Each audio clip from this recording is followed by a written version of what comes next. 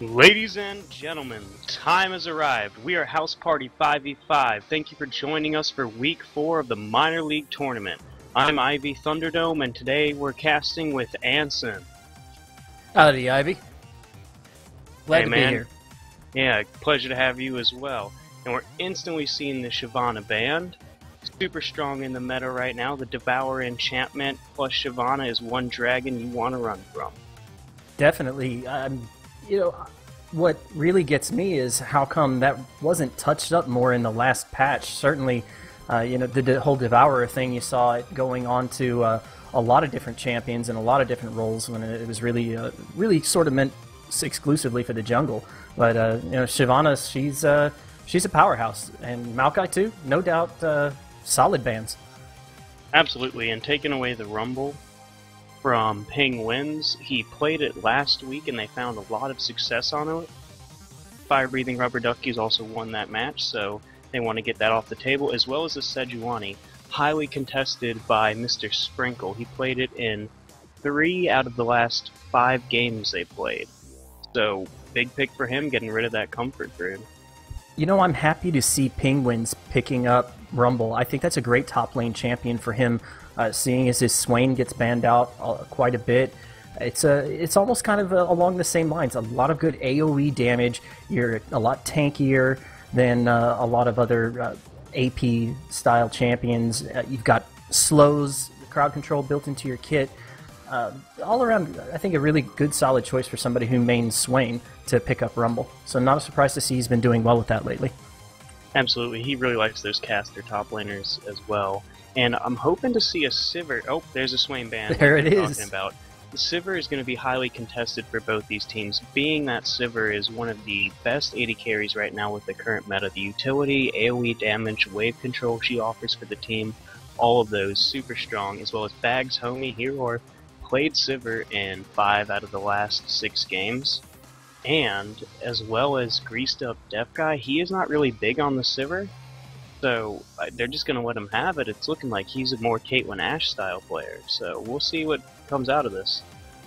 Going for the first pick, lock in Alistar. Alistar brings a lot of crowd control. You can build so many different types of teams around him, so at this point, Blue Side not showing their cards yet by locking in that first pick support.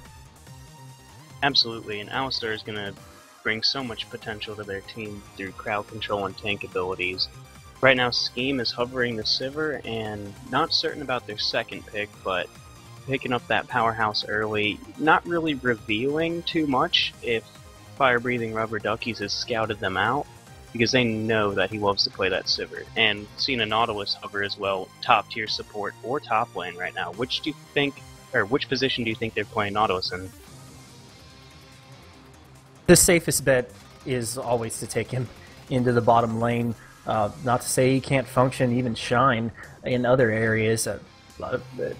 People that just now playing the game may not remember Nautilus was quite a formidable jungler for a while. Oh yeah, that was as a jungler. That was his main role. Half ago? Yeah. We are seeing the smite get taken, but that doesn't tell us anything. Could be these days smite getting taken into lanes all over the place. Of course, we had the Magus enchantment nerfed on that, so we're seeing a little bit less smite outside the jungle. But it definitely is not a surefire indication of where a champion is going to go. And these guys can still swap with each other, so it's not an indication of where a player is going to go either. Absolutely. And having the double smite is key in securing those neutral buffs, so that's another strength of it, as well as the pure laning power it gives to the champion. And a couple swaps going around, but it looks like it's going to be the Tristana and Jarvan getting locked in. Tristana being a late game hyper carry, Jarvan having tons of early damage and pressure he's able to apply. We've seen a resurgence in Jarvan play. Just in the past, I want to say 2 or 3 weeks, really, it's ramped up, and we're seeing, not only in competitive, but also in house party play, we're seeing quite a bit more Jarvan on the field of battle, and that's a good thing. Jarvan brings a lot to a team not only in what he offers in crowd control and damage, but just his ultimate's kind of unique. It's really one of a kind when it comes to terrain and all that, and he's a fun champion to watch, fun champion to cast, so I love to see him play. Yeah, I thoroughly enjoy playing him and yelling out Thunderdome when you smash down the Cataclysm walls around the enemy. It's so satisfying. Any champion that has a dunk is just... it's going to have that factor to it. For sure, and we got Aurelia and Janna, actually two of my other favorite champions, Aurelia being extremely strong right now. You can play her top lane, you can play her mid lane, and I have seen her go devour a jungle. And that is a scary woman right there. It's like 3 shots everyone if you're not tanky. And Janna going in for the peel, they have Sivir and Nautilus for the run at your face, hardcore engage, and Janna there to play a little bit of defense for them. So it's definitely going to be a Nautilus jungle unless something crazy happens. Yeah, I don't see Janna going in other lanes unless they're absolutely trolling, which I don't think you want to do this late into the tournament. The winner of this best of 3 series plays against Industrious Gaming for a chance to go to the championship. Quite a bit on the line in this match right here. Yeah, sorry, I didn't mean to interrupt you there, but we got Kuniv locking in his classic Anivia, so we might see a hard carry game on his side. Now, is Kuniv the Froggen Jr. of the minor league? Yes, I believe so. He Okay. I've heard good things about it so far, but then again, that could just be hearsay, so we'll see how it plays out. And I like the Gnar, having the Cataclysm, adding more terrain for Gnar to throw the enemies against and get that extra stun, as well as having the Anivia wall. The whole map is being transformed right now by fire-breathing rubber duckies for these team fights, and that should be pretty awesome to see if they're able to play it out correctly. It's quite a bit to set up, but the whole Narvin combo, that was absolutely huge when Gnar first came out. It actually prompted nerfs onto Jarvan in the following weeks, and just the interaction between those two, if he can land the Cataclysm and the Gnar ult and just 5-man destroy an entire team if placed correctly. And you're Absolutely. right, setting it up with the terrain and everything, along with the repositioning. Look at 2 champions on the blue side can reposition enemy champions.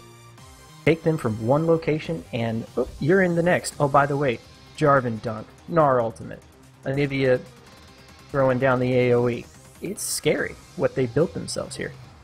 Yeah, this should be... Oh man, I'm just so ready to see this.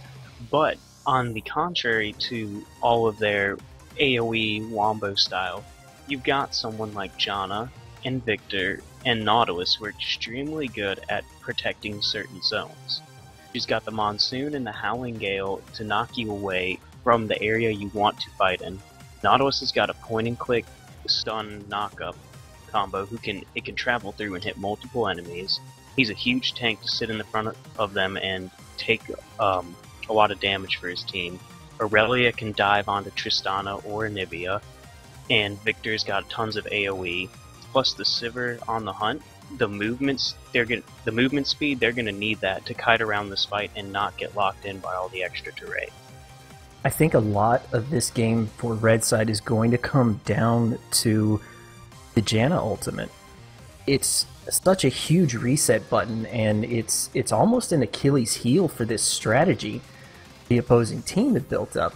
The ability to just press that button and throw back the Jarvan or the Gnar, whichever one's trying to set up for that positioning.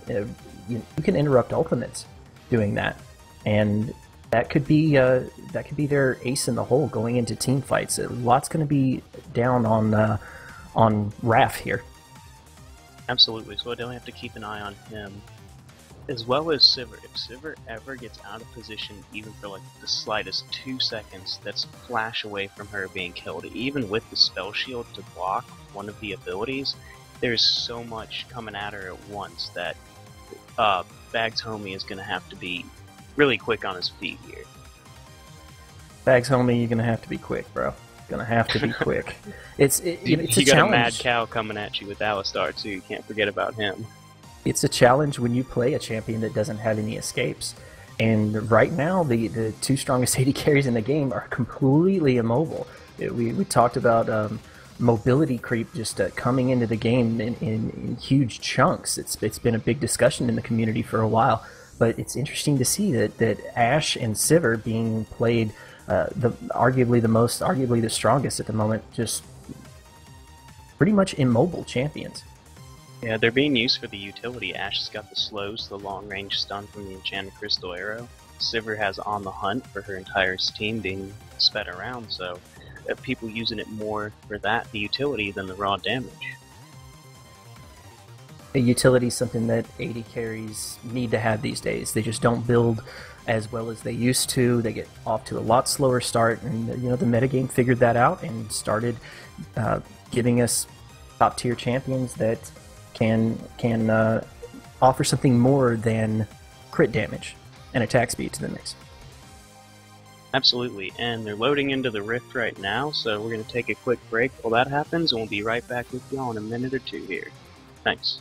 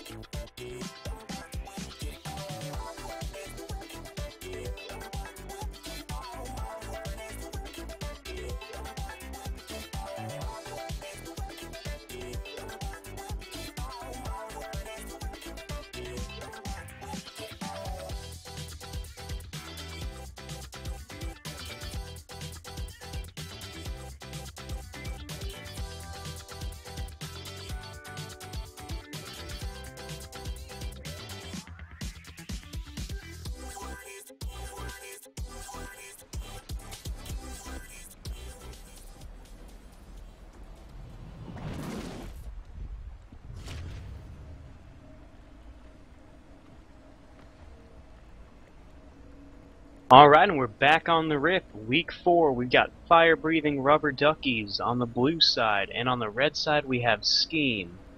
In for an exciting match here.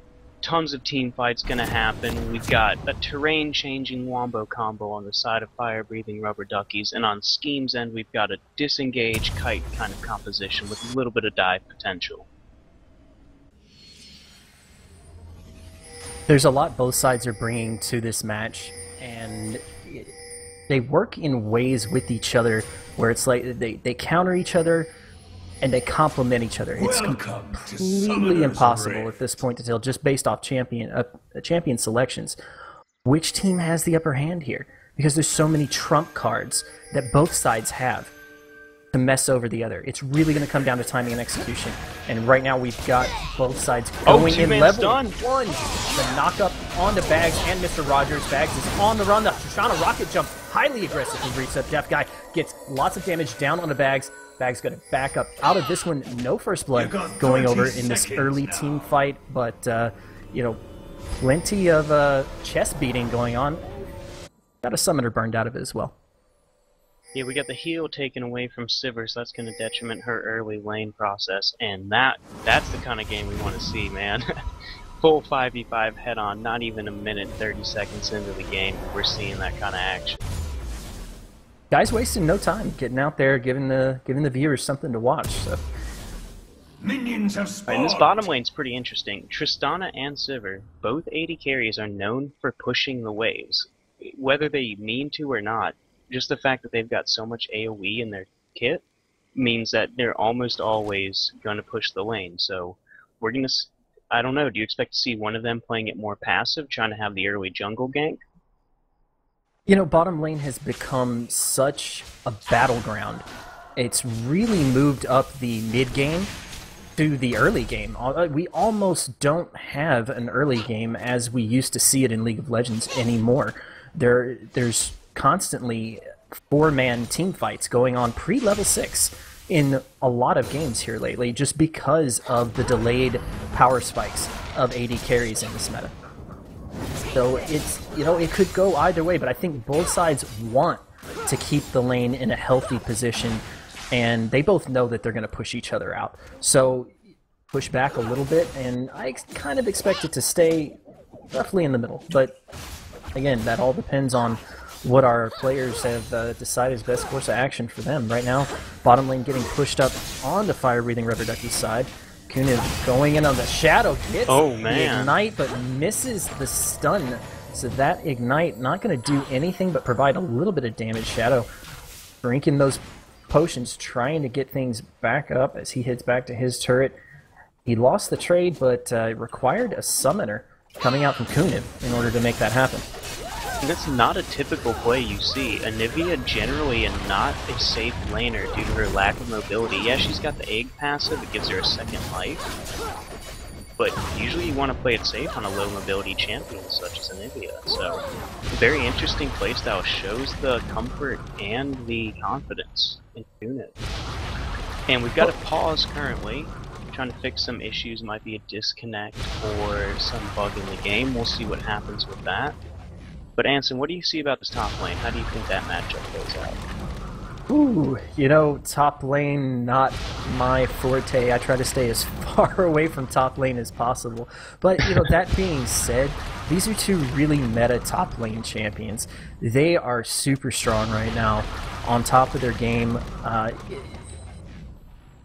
As far as the stun goes, there could be a little interaction there with the Gnar ultimate if... not just the ultimate, but the Mega Gnar formation. If Penguins plays that right, he can bait out the stun, transform, get the health in, and all of a sudden, Potato's in a position he doesn't want to be at all. But at the same time, that kind of that strategy depends on Potato messing up pretty big. And he should be keeping an eye on that rage bar, not letting Penguins get that opportunity. You know, it depends on how they play out. If they want to be aggressive, where the jungle's going to come in at. Because the Gnar, yes, when he goes Mega, he's going to get that health spike. That's going to turn the slow into a stun, and something he's going to have to watch out for. But at the same time, he's going to be Mega. So we got our pause out of the way. Teams are back going at it once again. Alright, news, we got Nautilus on the red buff, so pretty typical. He started blue side, gets the extra mana and cooldown to give him that extra damage burst from the Riptide. Faster clear means earlier time for him to gank, and looking like he wants to go for the Gnar. They know Gnar's not quite Mega yet, though his rage bar is a little bit low. No danger of him transforming and turning that 2v1, so got him wrapping around the backside. Aurelia goes aggressive. Mr. Rogers coming in for the gank here. Penguins jumping over and out, nowhere close to Mega. The red buff slow is applied. The anchor going to lock him into place. Potato coming in, wants to make this gank happen so bad, but nope, it's not going to work out. Just a little bit of hesitation on Potato's part when it came to that gank. I got to think that there was some sort of miscommunication when it came down to the execution there. Absolutely. Potato could have just blade surged in, hit the equilibrium strike, and that would have been a pretty close to dead Gnar, would have at least gotten the flash there, but good patience. Oh, sorry. Three-step death guy having to jump out of that team fight. He did not that team fight, that fight. He didn't win that trade at all, and you know, when it wasn't working out to his favor, he doubled down. He said, I'm going to keep trying, and just didn't work for him at all. He's going to have to play on the defensive here. That was a big misstep. It's going to allow Bags to push down onto this turret and command this bottom lane until those health bars equalize again. Absolutely, and Tristana also, or Priest of Death guy, he missed the cannon minion, so that's a huge chunk of gold not in his pocket. And we got Jarvan roaming around the mid. Maybe ganking Victor, but since Victor's so pushed in the turret, there's not quite the opportunity just yet. Hanging out the mid, but they want it. They want to get Kuniv snowballing on this Anivia. Oh, and he comes in!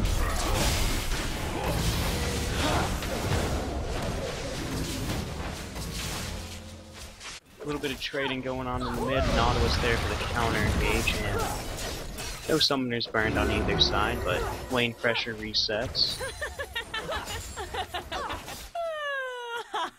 Okay, microphone back working again. Alright, Hellbizzle trying to wave clear along with 3-step Death Guy. Bags ends up taking a turret shot there. He's gonna be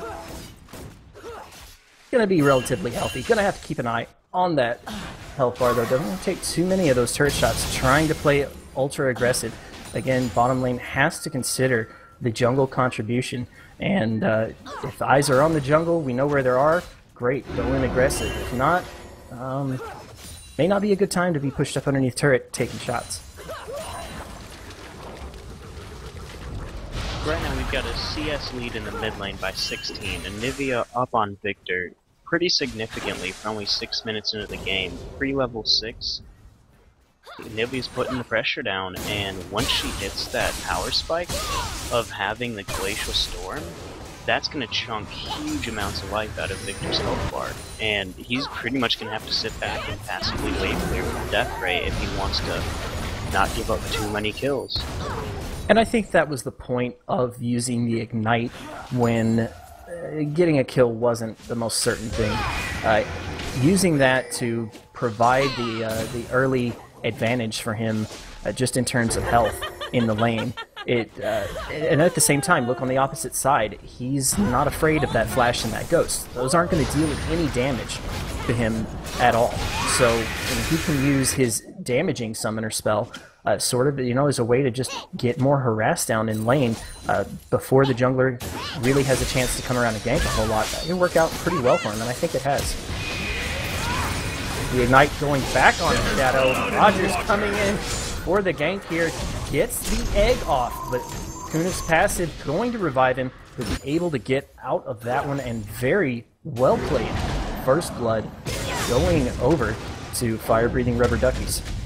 Potato getting jumped on now. The Gnar does not hit the wall. Misses with the boulder. Penguins with a missed opportunity there. Gotta think that stings. Oh man, Aurelia's still sitting in lane, not too afraid of the mini Gnar, but it's gonna need to back even though she's got the crystalline flasks ticking away.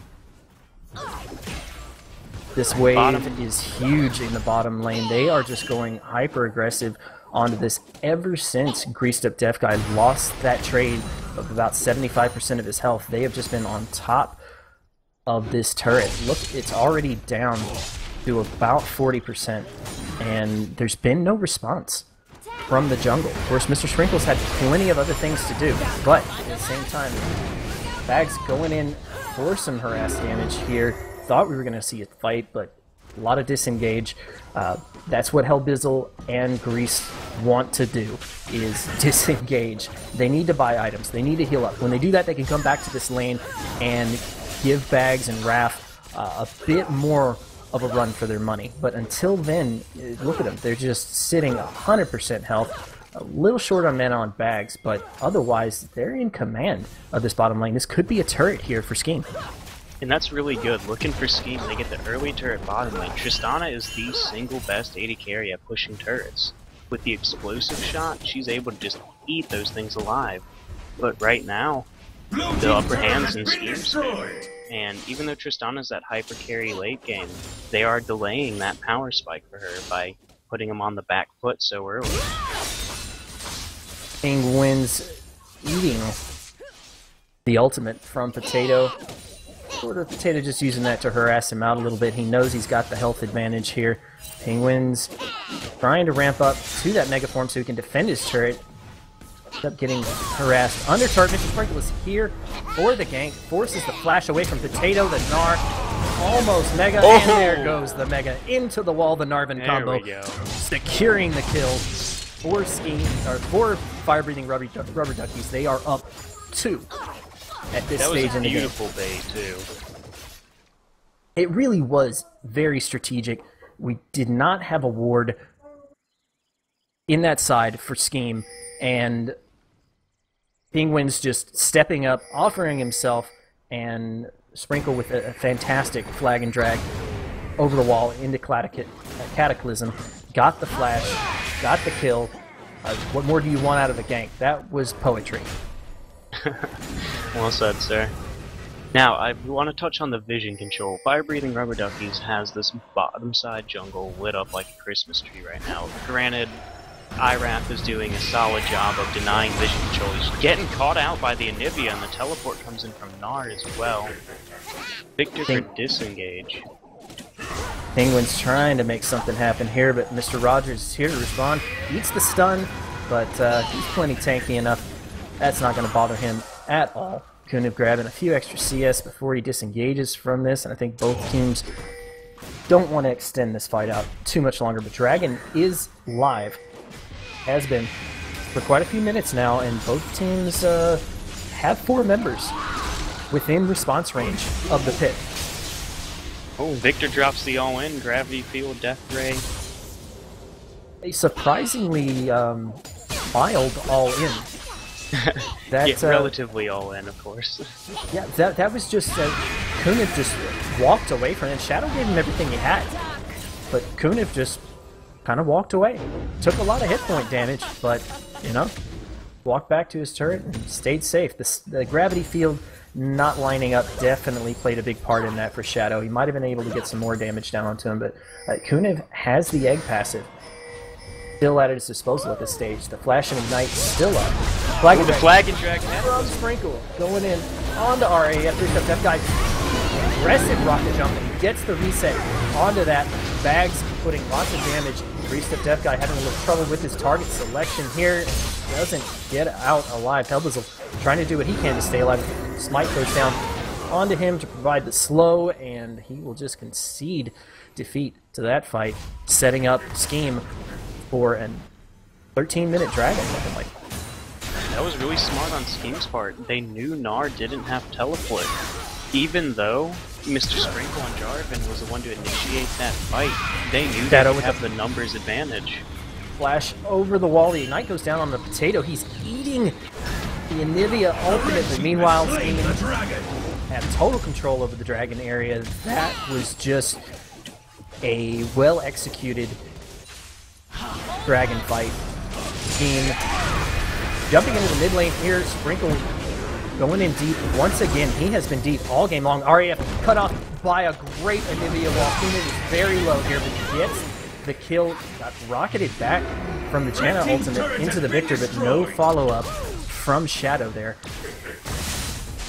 I do like, even though they gave up the dragon, Penguins is not afraid to sit there and push that top turret down. Getting the consolation prize of the global gold instead of the global extra damage buffs, I think is going to be a lot more helpful for them in this early game.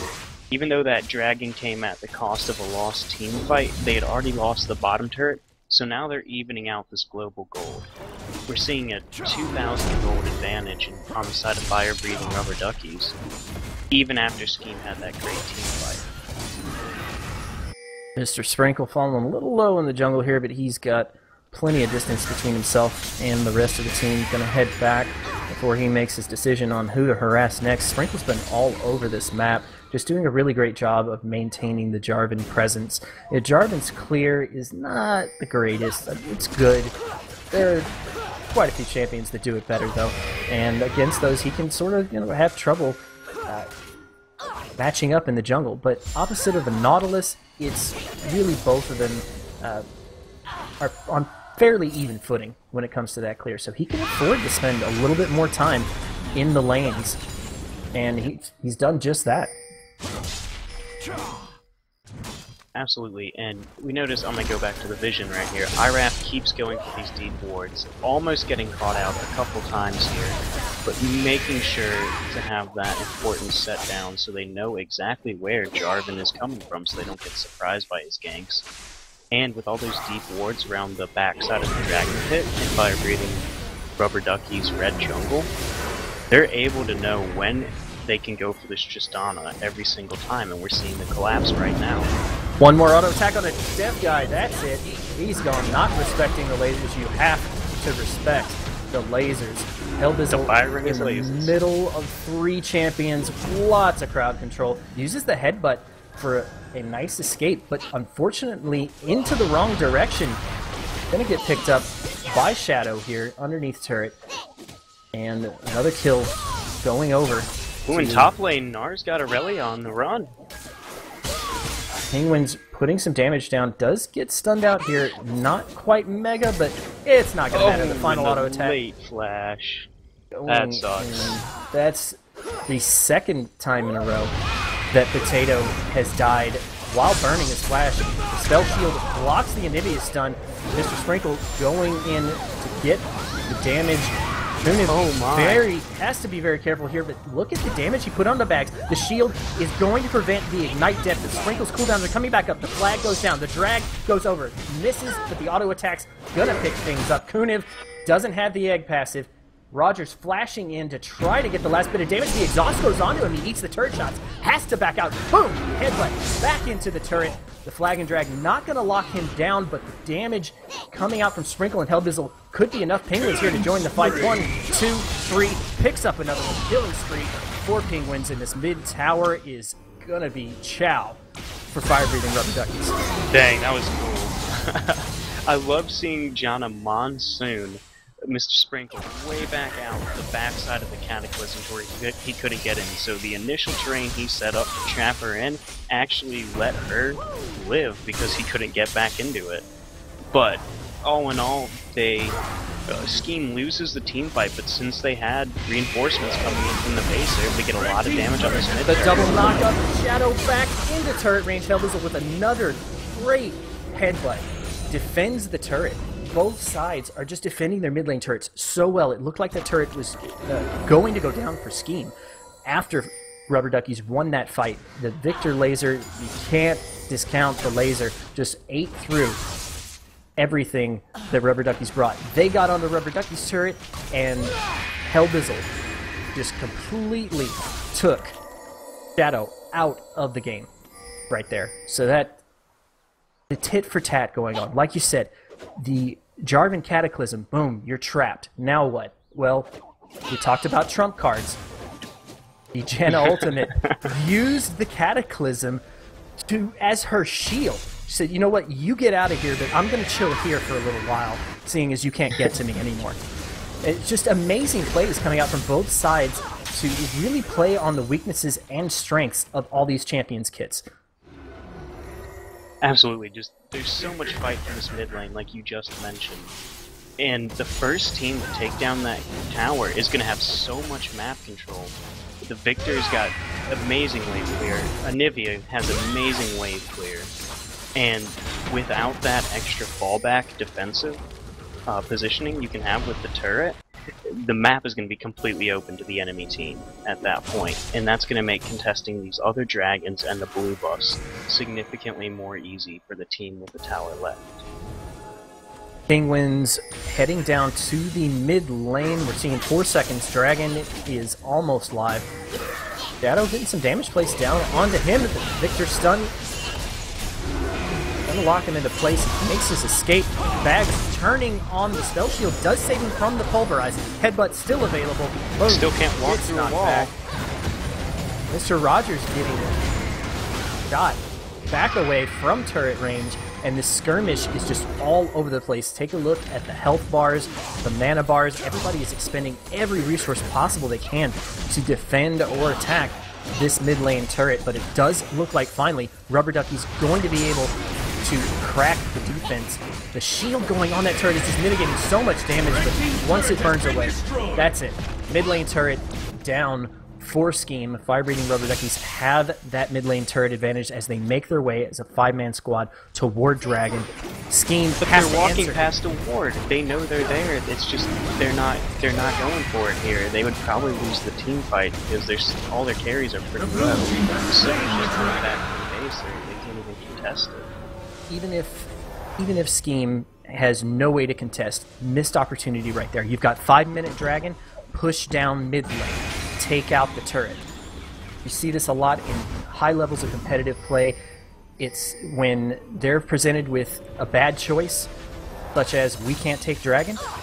The other opposite team says, you know what, we're just going to go ahead and push down a different objective. We can't make pressure here, but we'll make pressure somewhere else. We're going to make you pay for it.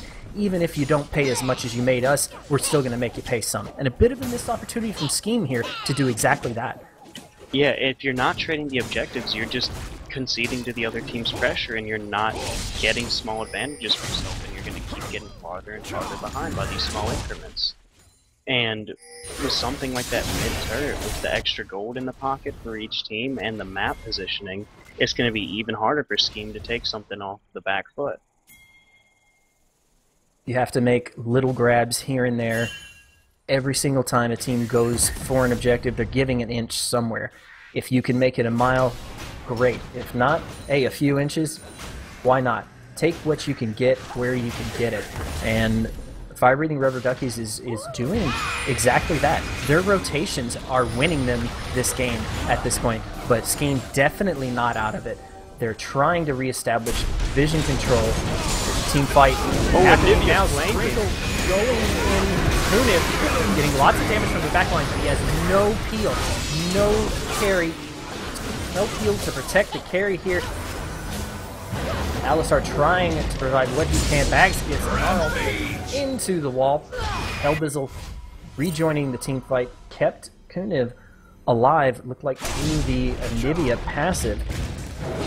And that's a great thing. You don't need Anivia to have any defensive stats per se. Yeah, I mean, she's building Roa, and her Archangel staff's gonna turn into the Seraphs, which gives you a shield. But the fact that she's got that passive means she can essentially play the role of a tank in these team fights.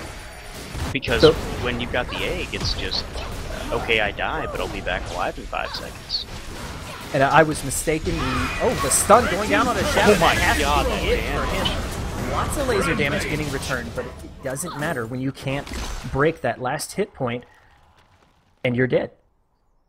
So what we did not actually see, I was mistaken, the Anivia egg did not get used there. The peel that came out off screen from the auto camera from Hellbizzle was enough to keep Kuniv alive there. He arrived just in the nick of time to get Potato away from his carry, which would have been certain death otherwise. The exhaust went down. Enough damage mitigation through that exhaust allowed his cooldowns to come back up, and the crowd control kept him safe. Alright, so how do you see Scheme coming back into this game? I feel like they're going to need to just sit back and wave clear. Rubber Duckies has their jungle completely warded. That's just a danger zone. You don't want to fight in the small corridors against the AoE from Anivia. Jarvan's Cataclysm can catch multiple members. Gnar can ult in whichever direction he pleases and pretty much get a wall stun. So they're just going to have to sit in these lanes, clear the waves, try to stack some gold, and take more control of the vision. Have to stack more gold, take control of the vision, certainly. But I think a lot of this is going to come down to the next dragon fight. Right now, Scheme know that Fire Breathing Rubber Duckies have been on top of every single dragon they can this game. Rogers getting knocked around a little bit here, but tanking effectively well. Can only do so for so long, though. That's a kill going over to Fire Breathing Rubber Duckies. Raph and Potato left on their own, and a great Jarvan dunk forces the flash away from RAF, but he's not out of the woods yet. Penguins is taking turret damage with the Mega Gnar coming out here. Gets the boulder toss off, and the Jarvan Spear going to finish the kill as Hellbizzle and Greased Up Death Guy pushing down this inhibitor. Going to be able to pick it up, and we may not even get to the next dragon fight. Minute 30 left until that objective pops back up, but at this stage, Fire Breathing Rubber Duckies with an inhibitor down could ignore the dragon objective. It's definitely an objective you want to take when your game is stretched out over the course where you can get 4 or 5 dragons. The other ones help. They're not bad to take, but certainly the big power spike comes to dragon number 5, and if Fire Breathing Rubber Duckies see an opportunity to take this game out before that ever becomes a reality, it may become a win before you lose situation for them. They could back up off a dragon and start just pushing down more turrets, more inhibitors, because they've been winning every single fight. 9,000 gold lead in their favor at this point.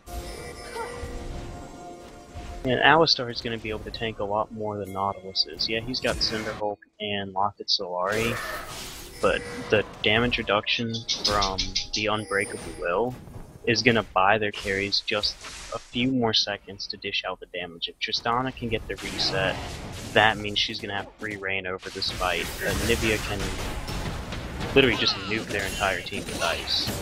And Janna, you can't really peel from a set area on the floor with that kind of zone control. It doesn't matter if she knocks somebody up, Nivea is going to consistently be doing the damage there. Another thing Scheme could possibly do is try to bait something out here.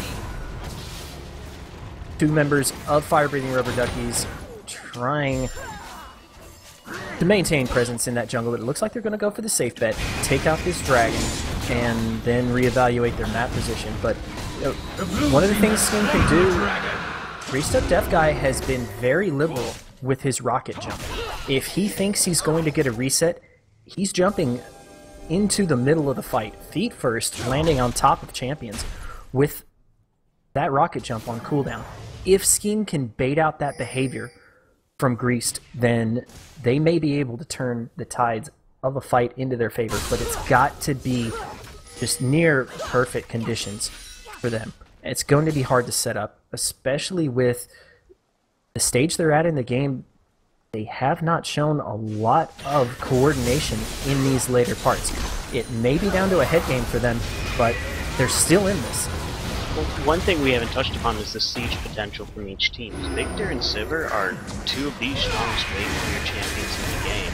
As long as they don't get poked out too much or hard engaged on. Rogers made a big mistake there. Sprinkle taking full advantage of it. Ends up backing out, will retain his life as Fire-Breathing Rubber Duckies continue to pressure this turret. Now the wave clear is still very strong on Scheme's side, so they can only get a little bit of damage in here before they have to start tanking it. But at this point, there's so many members on Rubber Duckies that can tank that it's not even mattering. Okay, like I was saying, if they don't get engaged on, then they might be able to hold the siege off for a little bit, but with the supers pushing down the middle, they have to split the resources, which gives an opening. Tristana destroys the turret. Easy, they got Gnar and Alistar just tanking up the turret shots, like you said. They don't even need a minion wave, so. And that's Rubber Duckies doing what they have been doing best this game, which taking advantage of map pressure and objective opportunities. The inhibitor being down gave them an open window. They knew that someone from Scheme was going to have to leave that turret and head back. And you know what? It's an inner turret, so it's very hard to defend when you have an inhibitor down. You almost want to concede all of your inner turrets and fall back to your inhibitor turrets once you lose that first inhibitor, because they become more of a liability than an asset to a team that's actively trying to defend them against a team that's already ahead. Yeah, because then they lost the fight, they lost the kills, they lost the turret. Fire-Breathing Rubber Duckies just compounded their gold right there. They got so much more than Scheme needed to give up to them. And I see that play a lot happening. They don't give up the turret because they want to defend each spot, but it's not feasible with the amount of resources that they've got at their disposal right now. And like you said, Fire-Breathing Rubber Duckies just taking the advantages as they come. Rogers in a bit of a rough spot here. Shadow, rougher spot. Rogers doesn't care though. He's jumped in the middle of the fight, tanking up, but can only do so much. Has to anchor toss out. That leaves Potato completely out of position. RAF with the good guy save for his team, but they want to be using those ultimates to turn the tide of a team fight, not to save their own team from mistakes. Bags gets hit up with quite a bit of damage. The spell shield, only thing that kept him alive through that assault, and with the Janna ultimate down and the massive lead Fire-Breathing Rubber Duckies have built up, there's just no way to defend This inhibitor gets taken out, and Helbizel and Kuniv didn't even have to go down to provide support. Helbizel in trouble here, though. Gonna have to sacrifice himself. Kuniv on his way out, gets a stun, should be able to make it. Ooh, on the hunt. Perfect Potato using on the hunt to get into position, but he fears the penguins. They might have had an opportunity there had they chose to commit and collapse, but you got to think at this point they're just so gun-shy, and they don't have the wards. They don't know that Tristana's not lurking around the corner, that Jarvan's not waiting to throw the dunk down. So, Nar's about to go mega here. Perfect Potato gets jumped on, reads the Death Guy, using the rocket jump aggressively. Once again, he's at about 40% though. IRAF and Mr. Rogers are just getting torn apart by Rubber Duckies, and they have established, Rubber Duckies have established themselves as just unstoppable at this point. That inhibitor has been permanently down since Rubber Duckies first took it. They've won every team fight. They lose a member here, a member there. But when you're 31 minutes into the game and your whole team has only died between the 5 of you 6 times, you are playing pretty perfectly. It's limiting your deaths is one of the things. It's more important than getting kills. Limiting your deaths, and they've done both. They've gotten the kills. They've limited their deaths to 6. It's just a difficult position for Scheme to be in at this stage. And that it's also made even more difficult for Scheme because reading Rubber Duckies ward control is superb right now. Every intersection has a ward. There's nowhere Scheme can go that the Rubber Duckies don't know about, and they're able to get. They sense this. They have so much more information. They're able to respond accordingly and make their next move planned out a few steps ahead of Scheme. Where, like you said, Scheme doesn't know whether they should pull the trigger or not because they're walking in blind. You can't just chase into a team that's that much farther ahead than you. Otherwise, you risk even getting set even more. Sorry, I can't talk today. Getting set even farther back. And that's exactly what's been happening. And Scheme need to take advantage of opportunities on their turrets. They shouldn't be fighting anywhere else. And unfortunately, that last fight that they ended up losing, which led to the inhibitor going down, they were outside the safety of their turrets. And Raph had to use the Janna ultimate in order for his teammates to fall back to where they should have been to begin with. You're an inhibitor down. You're not going to be taking Baron anytime soon. Dragon is a risky proposition. Fall back to your turret. Make them come to you. Let them make the mistakes, and you be the one to capitalize on them. Turret has been destroyed. Yeah, but maybe they're pushing out because they're afraid of the Baron, the easy Baron for Rubber Duckies, and that's just something that you just gotta have maybe a ward or two there if you can't get the positioning for it. And just use the waves to tell you where they are. If they're not pushing one of the critical points in your defense, then you can probably guess that they might be towards Baron. If they've got one guy bottom trying to set up a split push and that happens to be Gnar, but his teleport's down, they're probably not going to try to contest the Baron without the extra moves. Perfect going in on the sprinkle here. Helbizel getting a lot of damage down onto the team. Great crowd control coming out from him. Potato getting chased out, gets knocked away. Sprinkle falling low here, but still able to contribute to the fight. Reset Death Guy's down to 300 hit points. He's going to have to be very careful with his positioning, and Scheme actually playing this team fight very well, but what a wall from Potato. He knew he was dead. He went in with the all-in, thinking he had no way out. Unfortunately, Wrath provided him a way out, and he didn't see it until he had already gone. Very unfortunate for him. Penguins using the Gnar ultimate to get damage down on the bags. Oh, beautiful spell shield. Spell shield keeping very clutch spell shield. Bags keeping himself alive. That frosty spike of death is not messing around, especially when it comes to the AD carries. And take a look at our farm total here. He's up at 217. He's got 5 kills and 9 under his belt, rocking plenty of gold. Those frosty spikes of death are really going to pack a punch. Absolutely, and then they'll melt later and they'll never know who even did it. So I've heard. Yeah, not saying I've tested that. That would be kind I of think somebody out there not a has good thing. tested that theory on a show or something. I'm not sure. But Oh, like CSI or something. I can see that. Kuniv taking out his blue buff here, and going to be able to use the the cooldown reduction, along with the mana regeneration off that buff. Anivia, probably the most blue buff thirsty champion in the game. So when you can control your own side of the jungle and just guarantee that your carry is going to get the blue, then you're in a solid position. At the same time, Fire Breathing River Ducky's taking out Scheme's ability to put that blue buff on Shadow on one occasion or another this game. Oh, they're even controlling the other blue buff too, so... Right, the lane's double win. pushed up enough for Fire Breathing River Duckies to Is the risk Wazer this gonna get Baron. it? Is the Wazer gonna get it? No, unfortunately, no laser steel, and that's just very unfortunate for Scheme. I almost wouldn't have. I wouldn't have gone for that Baron as Rubber Duckies.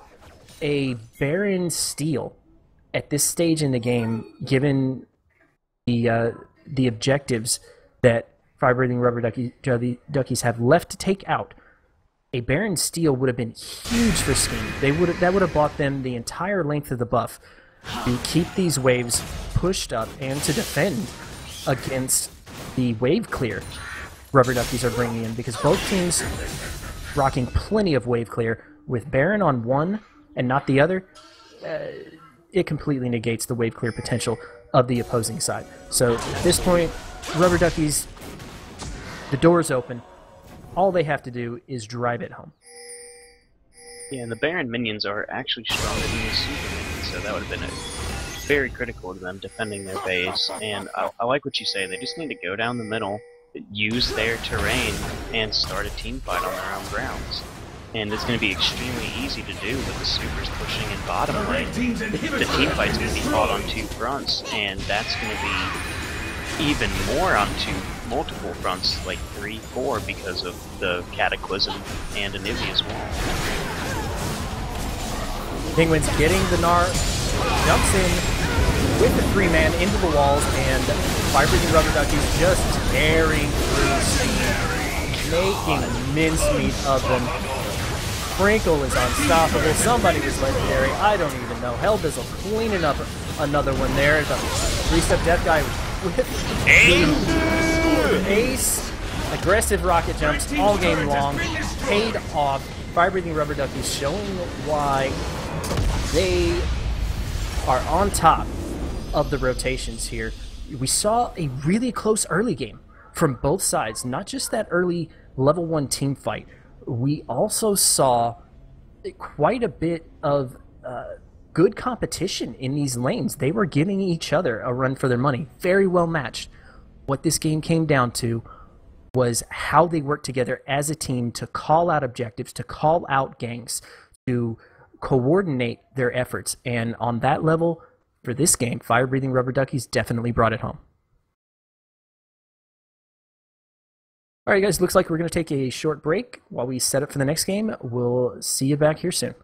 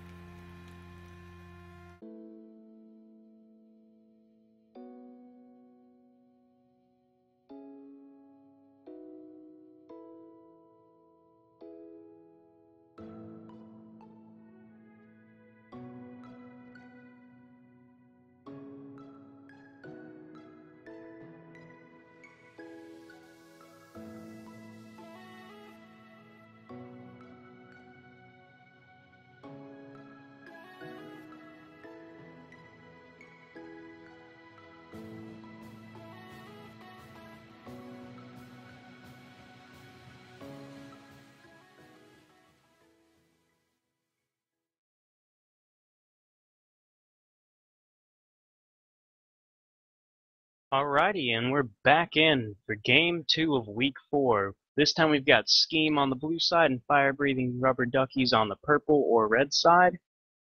And that was a very impressive show of coordination, teamwork, and communication on the side of Rubber Duckies. They're able to pull off the Narvin Wombo combo as well as having the Anivia AoE magic to slow them down and do extra damage.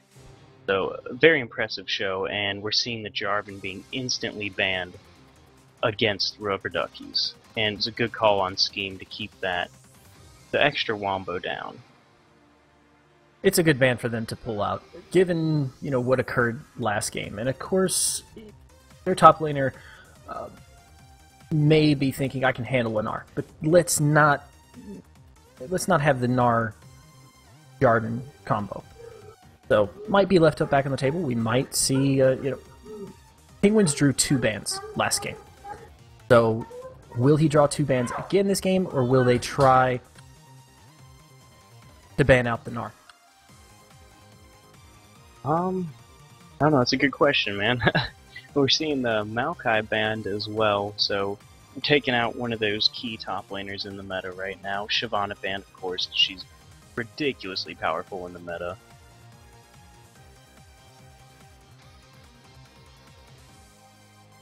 And there's the Anivia ban. So Kuniv is not going to get to play the Icebird for his 2nd game in a row.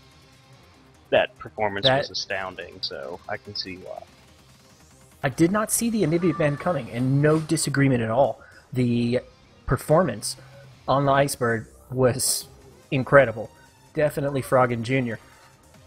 But, it's a great ban, so got really no complaints about that one, but it does leave the Gnar open. So let's see if Fire-Breathing Rubber Duckies decide to make that part of their composition, or if, with the Jarvan out, they just decide to take something else in the top lane. Alright, we got Scheme picking up the Sejuani for Mr. Rogers, and that's one of his top-played solo queue characters. Played it more games than Nautilus in this tournament, so they're going for the comfort on that end, as well as if they're expecting Fire-Breathing Rubber Duckies to run another full-on jump-on-y wombo combo teamfight, Sejuani is there to be like, you might think twice about that, otherwise we'll hit a glacial prison on 5 of your members. And Mr. Rogers battle-tested with that champion, like you said. He has 30 ranked games played this season in Gold 5 with a 67% win ratio. So that is a force to be reckoned with. Another force to be reckoned with is Penguin's Swain.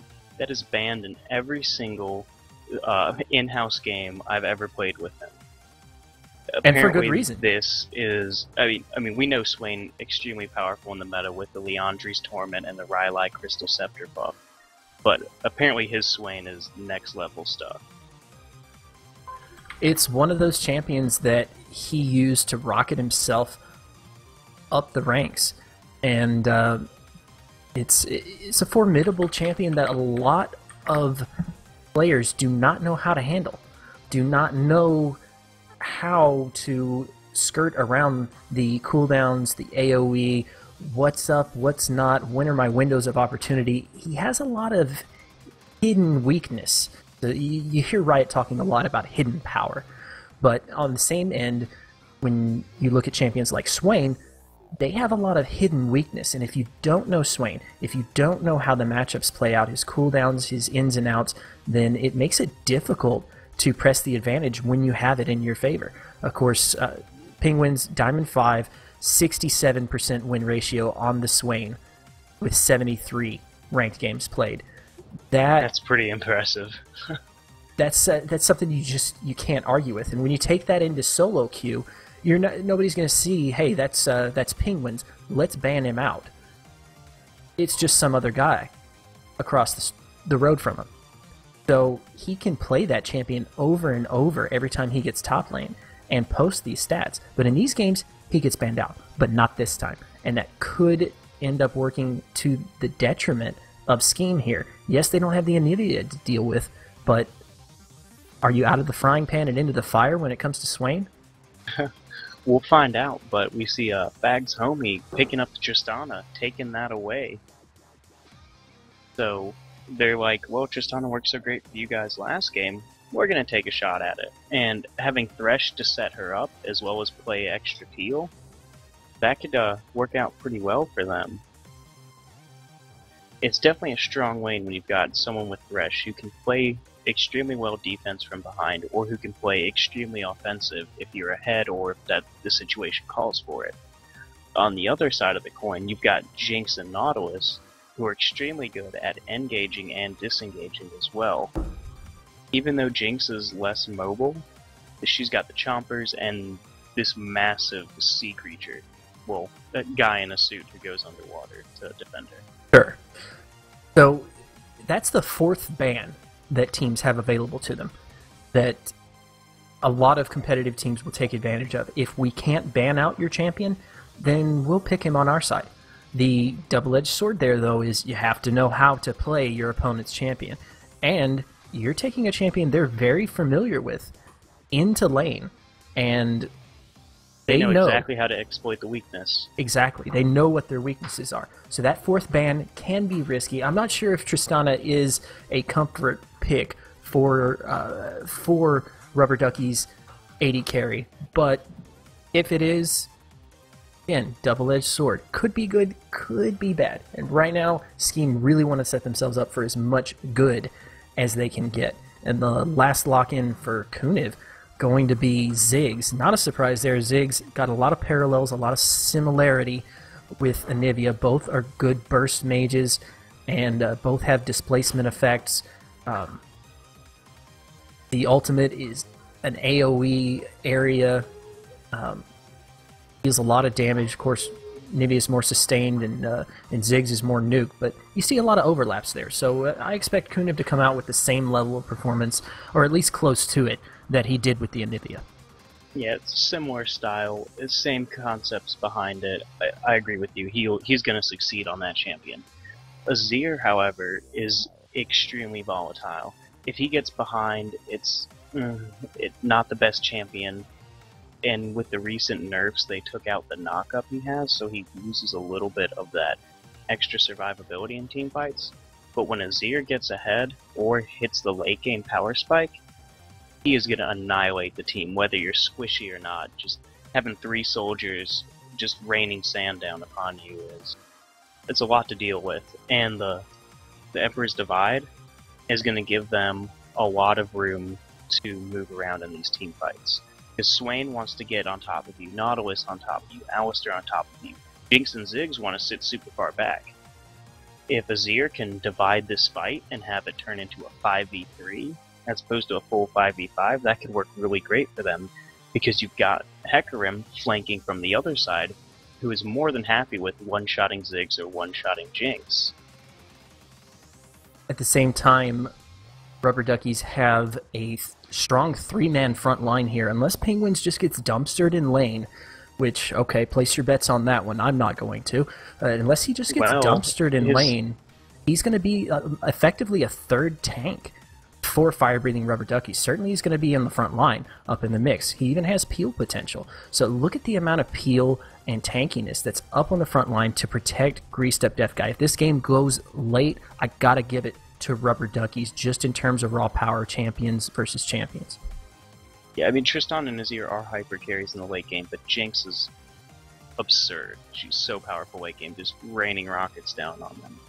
But I looked into the recent games that Penguin has played on lane, and he's lost the vast majority of them. So I don't know if Scheme looked into this or not, but if they throw Ping on tilt, he might not have such a hot game due to his recent record. But that's all speculation. Like you said, the late game team fight definitely in favor of fire-breathing Rubber Duckies with the massive tanks AoE zone. But Perfect Potato could turn the tides of that fight with a super impactful flank.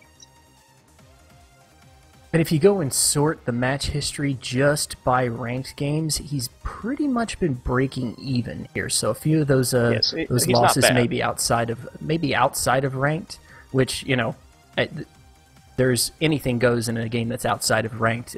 Oh yeah, you don't know who you're playing with either, so there's not that innate coordination.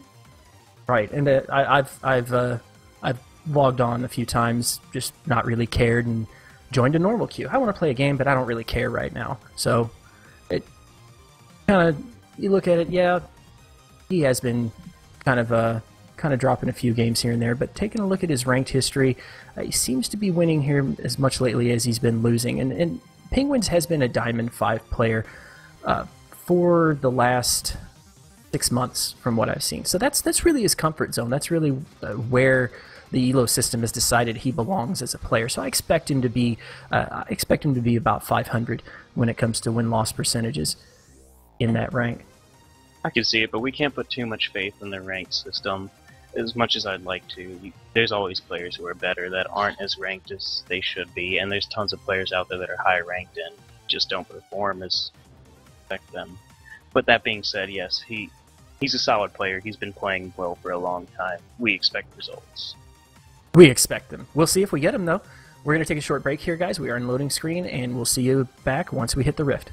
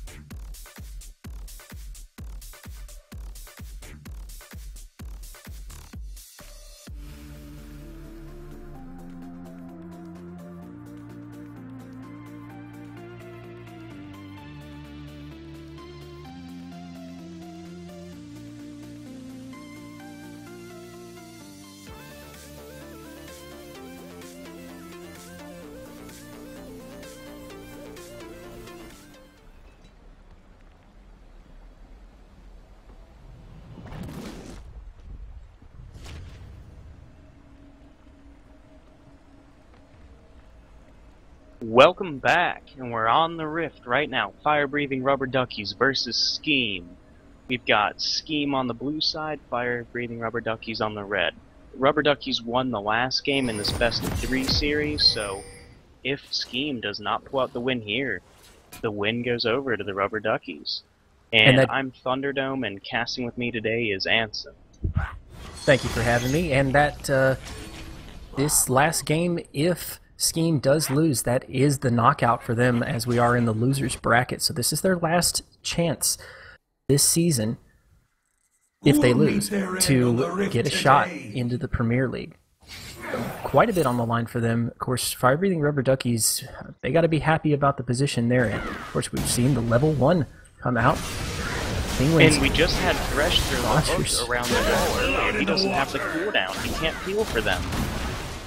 Rogers was just right up in the middle of that, tanked a lot of damage, and ended up falling. RAF getting a hook backward.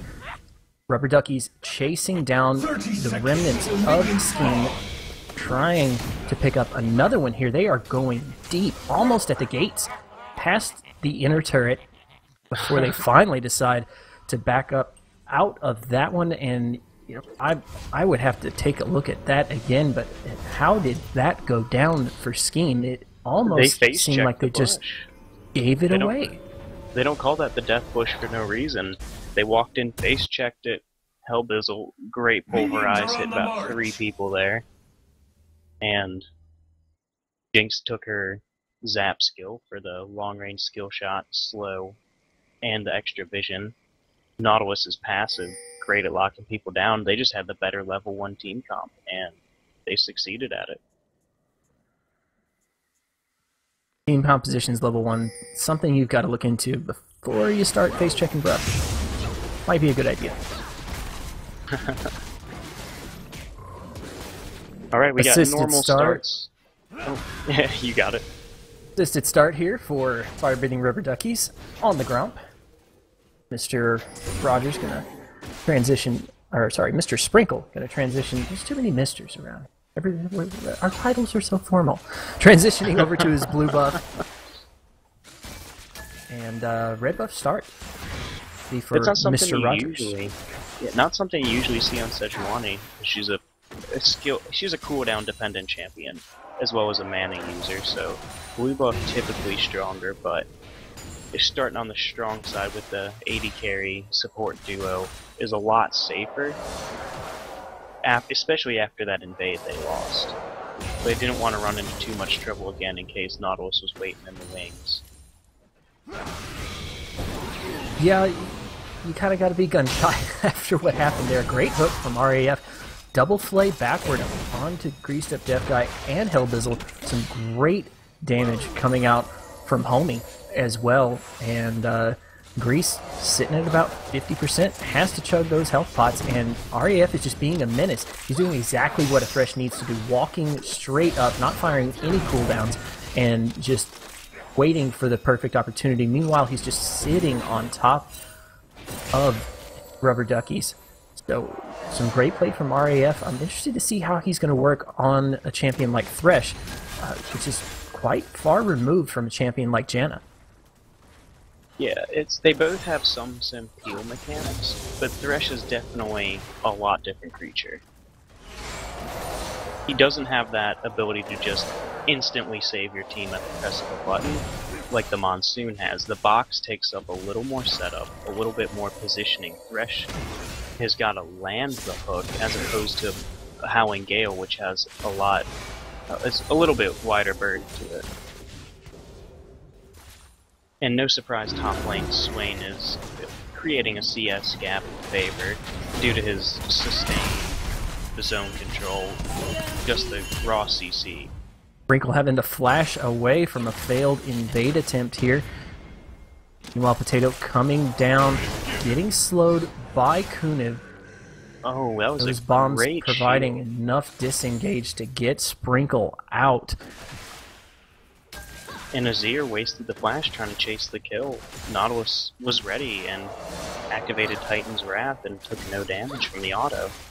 So, very good reactionary play on Mr. Sprinkle's end. That could be big for him, having the flash down. We're already into the territory where the jungle's going to start branching out and making himself known in these lanes.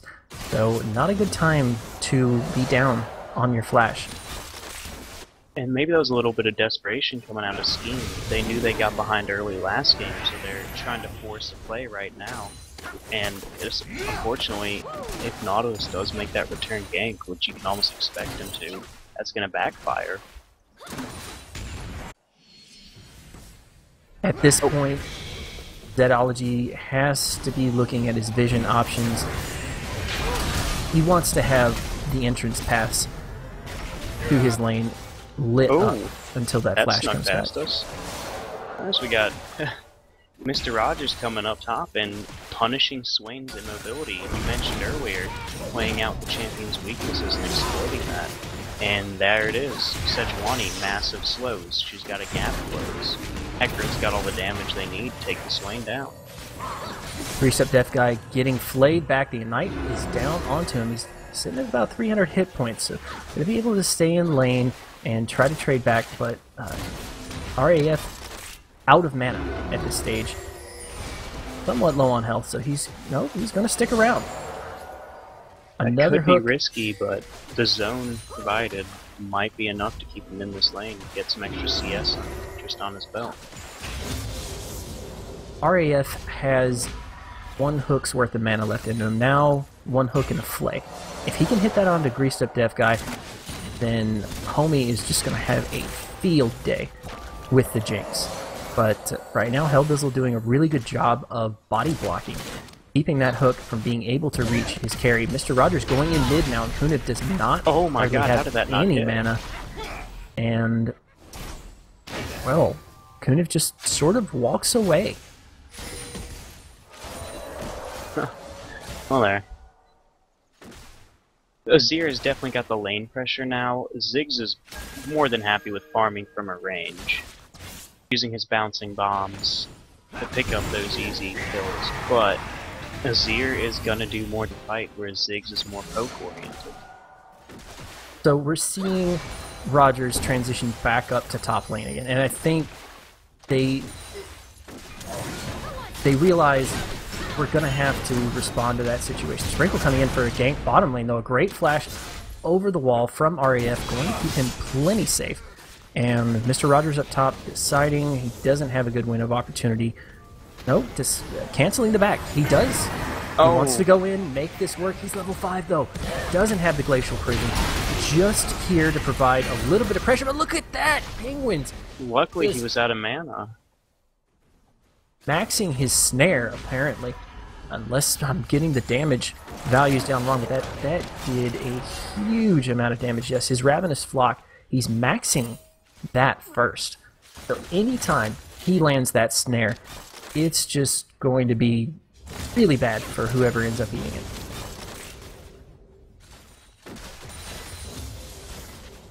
Hellbizzle and Greased Up Deaf Guy trying to get this lane pushed up. No damage onto Scheme's turret just yet, but they have got themselves to the point in this lane where they can start being bullies. 1900 gold sitting on Three-Step Deaf Guy, meanwhile 1800 sitting on Bags. So both have the opportunity to go back here, but what they do with their backs is what's going to separate the two of them. Fully expect Jinx to head back, grab that BF sword. As to what Bags does with his Tristana, not quite sure. There's a few options. You can get BF Sword for the direct damage, or you can get the Avarice Blade because you know you're going to build Static Shiv later and start stacking that gold, just increasing the, decreasing the time it takes to get to the late game carry status by having that, because you know Tristana's just going to sit there and farm. And I want to comment on Sejuani camping top lane for Hecarim. Yes, you want to keep Swain down. He's an absolute powerhouse if he gets ahead. But having Hecarim ahead means when he does perform one of these teleport ganks, whether it's around the dragon buff or a counter gank towards the bot lane, if he can take out Jinx or Ziggs, Fire Breathing Rubber Duckies is running a 2 damage comp right now. If they eliminate one of those threats, then they're going to be severely lacking in damage. Yes, Swain's a little bit of a threat. But if you're able to lock him up real quick, then... Mr. Rogers falling up very low in this team fight. The rocket coming in, not gonna pick it up. The body block keeps him safe. Sprinkle taking a lot of damage from Bags. Bags jumping in with the rocket jump, gets the reset. Hellbizzle in the middle of trouble. The 2-man knockup though. Kunis picking up the kills along with Greased Up Deaf Guy. A great knockup. 2-man from Hellbizzle securing that fight for Fire Breathing Rubber Duckies as they look to shred this turret in half. Nobody from Scheme anywhere in the neighborhood to respond to this. They could grab themselves a turret and a dragon off of this fight. A huge, huge fight for Rubber Duckies. And Jinx is the second best AD carry at tanking turrets. When she gets that heating up on her minigun, she's able to annihilate these turrets. Not quite as fast as Tristana, but definitely comparable to him. Jinx is one of those champions that just is the same way as Tristana does it. Get in, chunk it down, get out. And both of them have the ability to do all three of those. So we're probably going to see a lot of turrets getting taken early on in this game if those champions are left to their devices. Take them out. We've only got one, but in favor of Rubber Duckies at this point, they have themselves almost a 2,000 gold lead, but we'll see what they choose to do with it from here. Scheme have to take a look at this game and find their opportunity.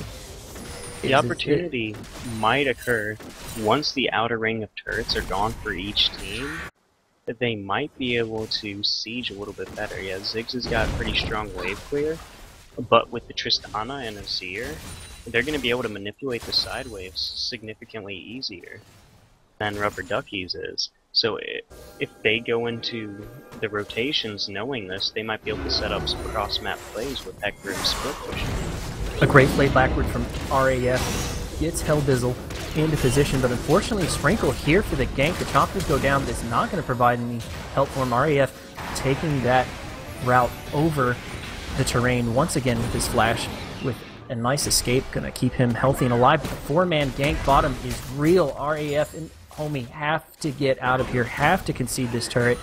And meanwhile, in top lane, Penguins is just pushing it down. Middle lane, it looks like Scheme are going to answer objective for objective.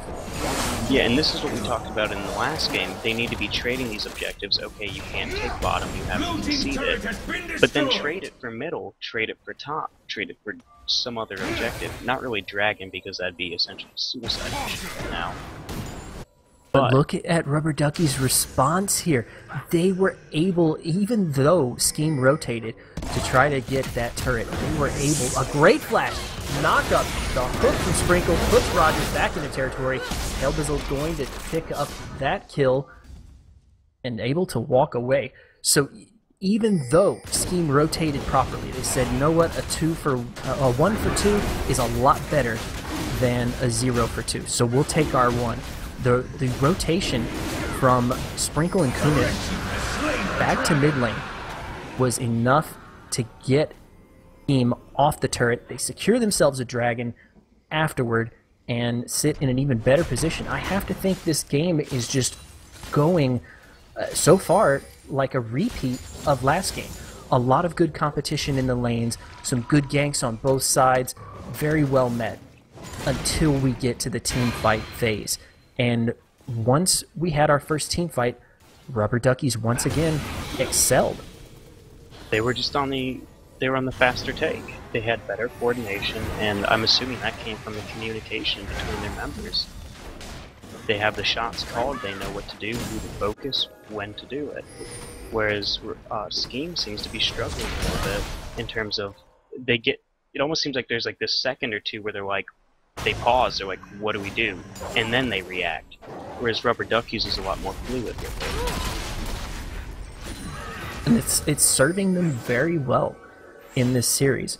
They're getting to the point this game, now we're looking at almost a 3,000 gold lead exactly at this stage. And they're going to want to take that tiny little amount of a lead and try to snowball it into something huge. Team got to watch out for these engagements. At this point, they have to know that they're at a disadvantage when it comes to the team fight. So getting a pick, getting a catch, especially with RAF on the thresh, I think it's a fantastic pick for him. He's getting a pick is going to be big. Kuniv using the satchel charge to get himself out. Sprinkle is here with a 3v1. Oh, man. Support coming in for him from the flank. The Jinx Rocket does end up hitting, but not going to be enough to make any sort of big difference there. Middle lane remains pushed up for Fire Breathing Rubber Duckies as team trying to push this lane back in their favor. Potato, meanwhile, up top by himself, just sort of doing what he can with what he's got. But at this point, he's really not much of a threat to Penguins. So he's going to try to delay the destruction of this tower for as long as possible. And that means he's having to use his teleport to get back up there. It's not going to be available for these bottom lane engagements. And I got to think right now, if he doesn't teleport back up top, this turret go down, or at the very least take some serious damage from Penguins. He's probably a little bit apprehensive to use his teleport to get to lane, because that would just be a surefire go sign for the Rubber Duckies to take a team fight. Hecarim can't get there, and that's when he's the single most effective in this game, is when he can show up in a team fight, dive the backline, and completely disrupt the fight. I would have liked to see him go second level boots, mark treads, and upgrade those with home guards so he can come back to lane. He isn't missing as much CS. Right now he's down about 30. And if he would have had those boots, he would have been able to get back to lane faster. Penguins getting some attention here. The Glacial Prison does go down on him, but Mega Inferno Bomb going to hit. Penguins not able to make it out.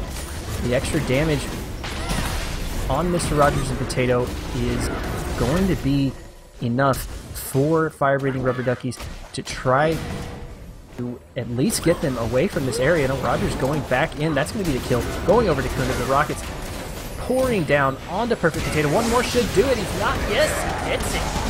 Even reach. RAF. Oh, Zedology Surima on top Shuffle. of Mr. Sprinkle here. The Surima Shuffle going to keep him safe on the turret, but that is just a delay tactic. At this point, Rubber Duckies gearing up for a second assault onto this turret, and they have the minion wave to make something happen here. RAF can't defend it by himself. Teleport comes in from Penguins as well, so the 5-man squad on top of this turret. Nothing Scheme can do about it. They were in their base. There's no way you can out-rotate that when you've been forced back to go heal it without. And there's the communication coming in on point. You could hear all the pings going off, and I assume they were yelling in the chat screen. The second Mr. Penguins gets caught out up top, you've got 3-man collapse to give him backup. And they translated that one team fight from the collapse into an objective. Now, Hellbizzle got a little greedy there. That was a great response from Scheme coming in. They very nearly picked themselves up a kill. Gotta be a little disheartening to see that one get away. And we've got ourselves a 5,000 gold lead in favor of Rubber Duckies. So these teamfight dynamics are going to be shifting to where Scheme is going to be playing on the back foot. They're already at that point. Not just with the coordination coming out. Great hook from Sprinkle. Puts Potato out of position. Homie in a rough spot. Has to rocket jump out. Mr. Rogers with the Blaze of Prison doesn't know if he's going in or out. The Mega Inferno. The Super Mega Death Rocket taking out Bags. A great snipe from long range by Greased Up Deaf Guy. And that takes out a chunk of damage potential from Scheme. So once again, turret after turret after turret getting annihilated. Kuna there, but it wasn't enough. Put back a great hook coming out from RAF. Unfortunately, the numbers advantage just there for Firebreathing Rubber Duckies. Yes, they get the kill onto Ziggs, but really, Kuniv is not performing at a stellar level this game. You've got most of your kills onto Greased Up Deaf Guy. Not to take anything away from Kuniv, he's doing fantastic, but numbers-wise, you've got the shutdown gold onto the Jinx. If that would have been Greased, then yes, it might have been worth it to try to get him off the turret and get a kill. But trading the way they did for a Ziggs that has only one kill, not very much gold in the bank that you're going to get for that. I think you end up giving up a lot more than you get out of it. But they do end up defending their inhibitor turret and delaying fire-breathing Rubber Duckies just a little bit. But we'll see what Rubber Duckies have to do about that once they heal up by and come back to lane. All the lanes are pretty much equalized. The bottom lane pushed up a little bit, but plenty of opportunity on the map for both teams. It's gonna be hard. Excuse me. It's gonna be hard.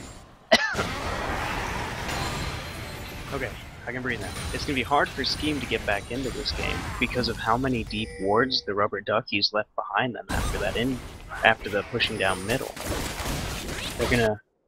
I mean, Thresh right now is sweeping them out, but they're gonna have to keep up on this vision denial game if they want to even be able to make a couple pick plays here. And having someone like Hecarim and Thresh they're gonna have to go for these picks because in the straight 5v5s they're not winning them. The Glacial Prisons aren't hitting enough pairing targets.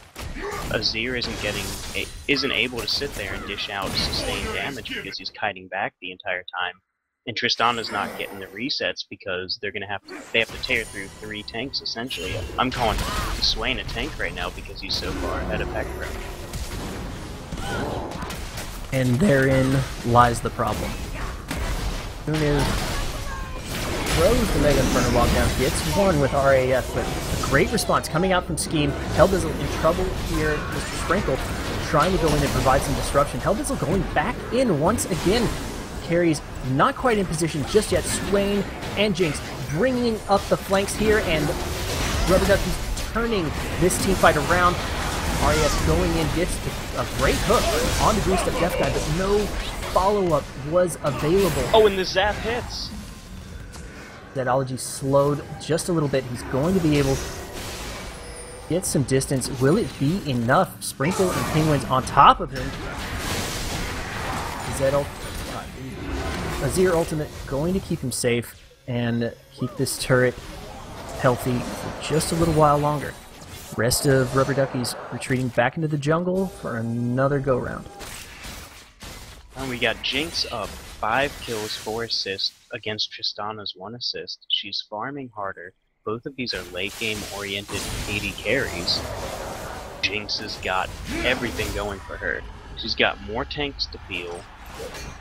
She's got just as much engage on their team. And she's going to be able to free hit on this back line. It's going to be very hard to reach her. They're going to have a set up Hecarim teleport, which we really haven't seen too much of yet. There was one play where they jumped in around the Raptor camp on Scheme's side of the map, but even then, Rubber Ducky still won that fight. And Swain's just going to keep scaling. Nautilus is going to keep scaling. Alistair is going to keep scaling. Yeah, they're going to have to make a couple pick plays. But Rubber Duckies collapsed them on that last time. They made the pick. Rubber Duckies responded on time. Great combo. Takes Bags completely out of the fight. And a minion already on the turret. And Rubber Duckies just taking every single inch they can. The teleport coming in from Perfect Potato. Not even sure why. A 4-on-1. Kind of a waste at this point, but they're Scheme's sort of in desperation territory. RAF you gotta be careful ends up with those going desperate down. plays. They make it worse for you if they don't go well. And his team wasn't anywhere there to follow up. I agree with you. Super Mega Death Rocket field goals it, but cleanup crew is in effect for Rubber Duckies, and this could very well be inhibitor turrets. The blue team's inhibitor has been destroyed. 25 minutes Hecarim coming out left the on the base. Sejuani. I think Rubber Ducky's gonna decide to play it safe. At this point, they don't want to give up the shutdown gold on Greased Up Death Guide. More importantly, they don't want to give up the map pressure on it. They're keeping up this pressure. Every time you think they've gotten what they want to get, now they're going to go spend their gold, they turn around and grab another turret. I don't think they can keep that up any longer. I think they want to decide to go back at this point and buy. But once they get back into lane, it's going to be very difficult for Scheme. They have to take out Death Guy. There is no other solution to winning a team fight here.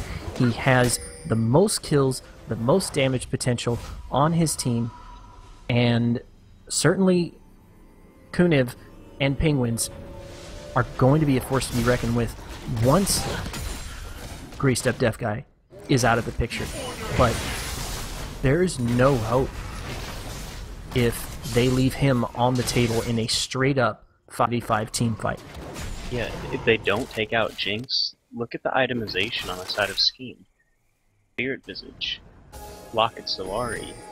There's a little bit of armor coming in from Zanya's and Warden's Mail, but they're primarily trying to deal with all the AoE magic from Ziggs and Swain. Jinx is pretty much doing full damage. Also, as she's on the way to her Last Whisper or Bloodthirster, there's nothing stopping Jinx from doing full damage. And that's going to be extremely difficult to deal with. As well as Swain keeps pushing his top lane in, so they've got cross-map pressure from the minion waves, while they threaten an objective on the other side of the map, and they're forcing Scheme to split up, and they're already weak in the team fight as well. Rogers is going to have to say goodbye to Penguins unless he wants to give up his life here. Raph not going to be able to make it out of this one. Just, it was him or it was Mr. Rogers, so one of them had to go. Nashrima Legacy is dropped. That's going to buy him a little bit more time, helping with the super minion wave, but the rotation mid keeps the pressure up for Rubber Duckies. And they could be moving towards Baron here. But I do like how anytime they take control or put pressure on one side of the map, they're leaving a massive quantity of wards behind them. Look So at those if breadcrumbs. Yeah, They're the trail all of ward over the crumbs. place. Greens, pinks, everywhere. It's a Christmas tree that they can see almost the entirety of Scheme's bottom side Blue jump. team's turret has been destroyed. Oh, Raph the going hook in catches on him the out. sprinkle.